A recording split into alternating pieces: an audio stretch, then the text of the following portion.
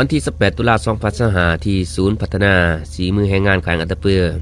ได้เปิดสุดอบรมสีมือแรงงานสาขาอาชีพสร้างใหม่เฟอร์นิเจอร์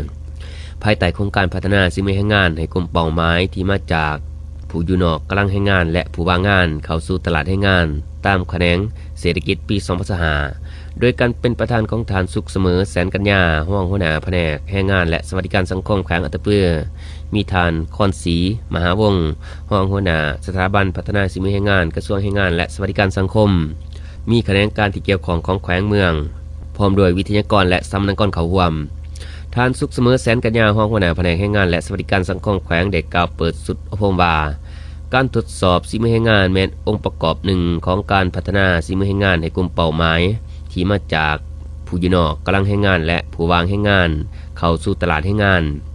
ท่านยังได้เรียกร้องให้คณะพิสอบการทดสอบฝีมือแรงงานรวมทั้งสมณกรเอาใจใส่ในการดำเนินการทดสอบฝีมือแรงงานให้เป็นไปตามหลักการขั้นตอนระเบียบของการจัดตั้งปฏิบัติทั้งนี้ก็เพื่อเป้าหมายการสร้างกำลังแรงงานและผู้ว่างงานเข้าสู่ตลาดแรงงานตามแขนงเศรษฐกิจปี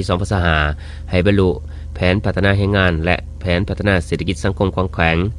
สุดอบรมจะดำเนินเป็นเวลา4 วันซึ่งสมณกรจำนวน18 ฐานยิ่ง4 ฐานที่มาจากหาเมืองของแขวงจะได้เรียนรู้ภาคทฤษฎีและภาคปฏิบัติตัวจริงประกอบมี3หน้าเวียกคือ